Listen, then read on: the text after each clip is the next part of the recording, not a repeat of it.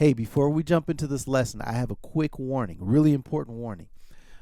If you do not want to improve and get better, do not watch this video. I'm going to say it again because I know there's going to be some of you out there who say, hey Q, I got really good, I improved and I didn't know I was going to, and you didn't tell me I was going to get really good. I know you're going to say that, so I'm going to say it one more time. This is a warning. Do not watch the rest of this video if you do not want to improve. Hey everyone, welcome back to another Jazz Drummer Q-Tip of the Week. My name is Quincy Davis. If you're new, thank you so much for stopping by. We're going to have a lot of fun. You're going to enjoy this lesson, so go ahead and press that like button and subscribe if you're not already subscribed, because I put out a lot of lessons that I know you're going to find helpful. 1, 2, 1, 2, 3, 4.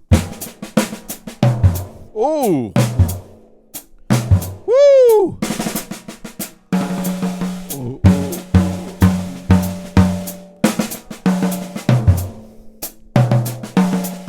Doubles, you know?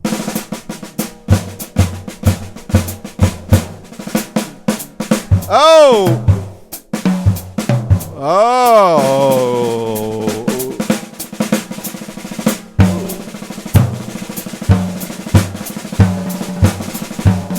Boom.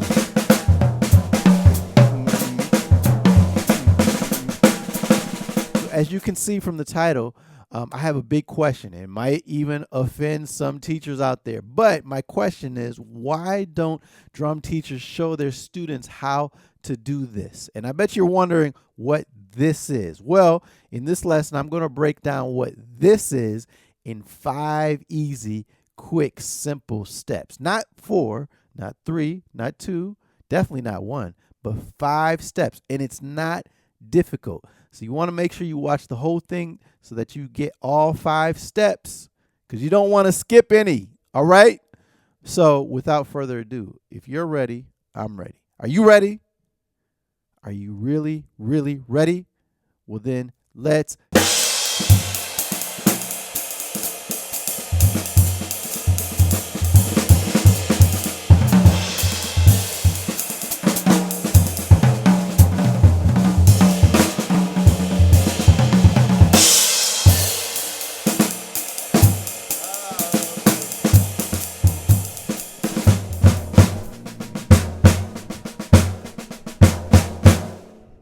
Figure out what this is.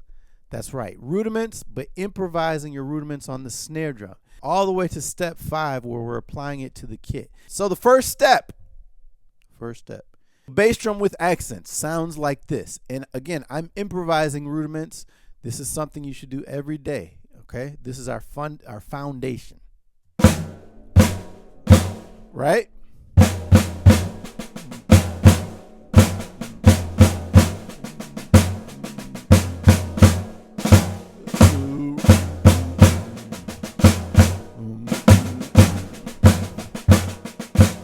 All right.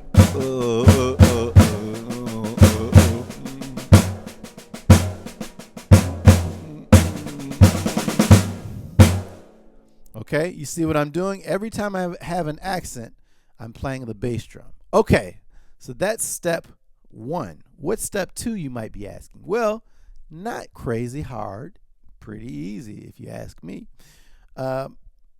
Instead of playing with your accents, you're going to play in the spaces between your rudiments, right? So you play a rudiment or you play a phrase using a set of rudiments, insert a bass drum note with no specific rhythm in mind or planned, right? You're just trying to create a phrase. It's kind of like question, answer, right?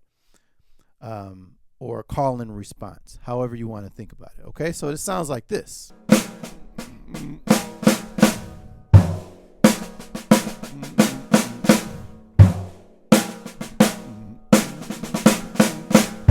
Right? Ah, I cheated.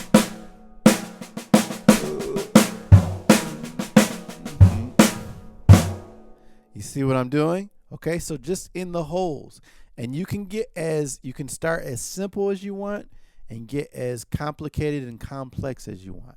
Okay, it's the concept that I want to make sure you understand and are applying to your practicing. Okay, so that's step 2. Can you guess what step 3 is?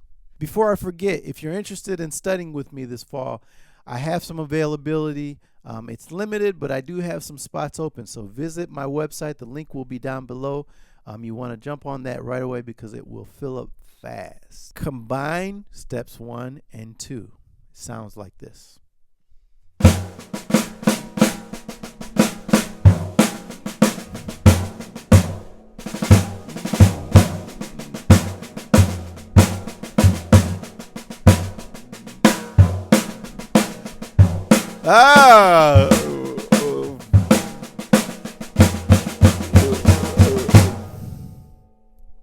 Catch it? You catch it? I have to mention also, right now I'm not using my hi-hat, but I would recommend for the advanced drummers out there watching this, add your hi-hat, okay? That'll keep you accountable for the pulse. So you can add it in different ways. You can add it as quarter notes.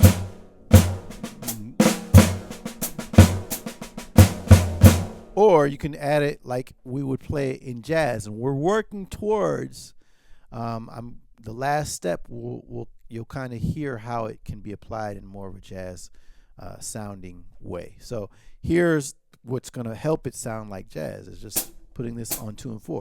1, 2, 3, 4, 1, 2, and then you go.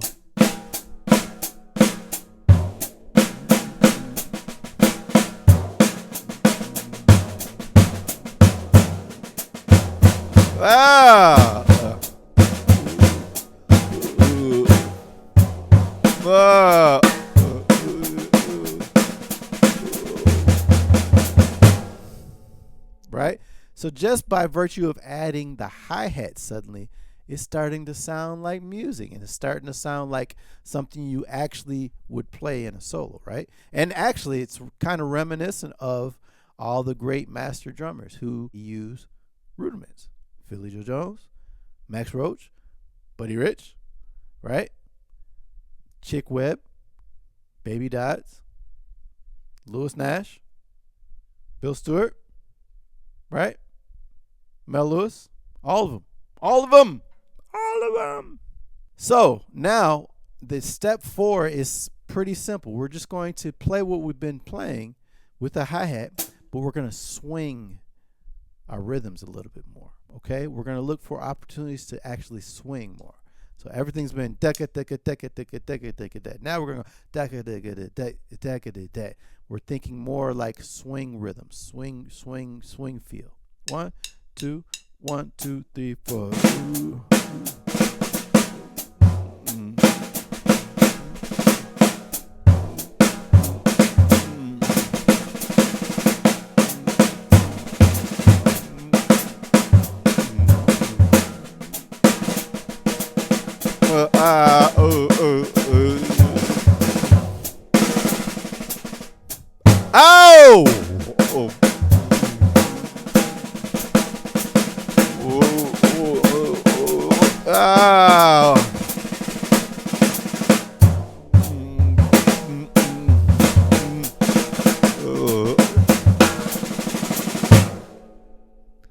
Okay, so I'm just having a little fun, okay? All right, so now we're on to step 5. And step 5 is simply do what we were just doing on the snare drum, but apply it to the whole kit, okay? I also have to say that notice when I started swinging the rudiments, it's not just, right? Some moments that I'm playing are actually straight. And that's kind of a misconception about swinging and playing in a jazz context, is that you don't have to actually swing every rudiment. So for example, if I play, right, just a paradiddle, I'm going to play it pretty much like that. I'm not going to go, okay? This is a really important concept to understand and make sure you apply to your playing, and try not to overforce the swing. But if I go, so you can hear, when I'm playing eighth notes especially, that's when the swing can be emphasized and really brought out. Also, lastly, before I play step 5, the accents create syncopation. Syncopation, right? Syncopation swings. There you go. So there's other ways of creating that swing feeling other than just actually swinging your eighth notes. Okay? So step 5, here we go. Let's see what happens. We're going to just do what we were just doing on step 4, but apply it to the whole kit. Oh! Whoa! Oh! Woo!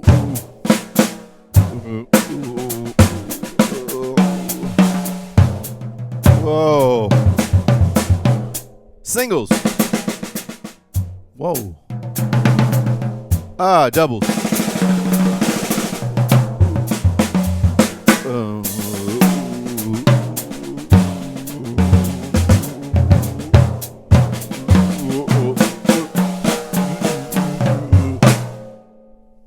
All right, so that is the lesson.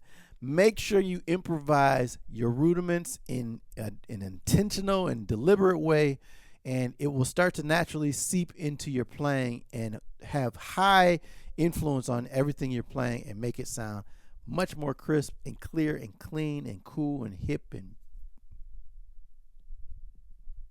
as always, until the next time, practice hard, and especially these rudiments. Practice improvising your rudiments, practice them hard, but of course, practice smart, and you will see improvement. You will not be wasting your time. All right? Peace out. Take care. Bye-bye.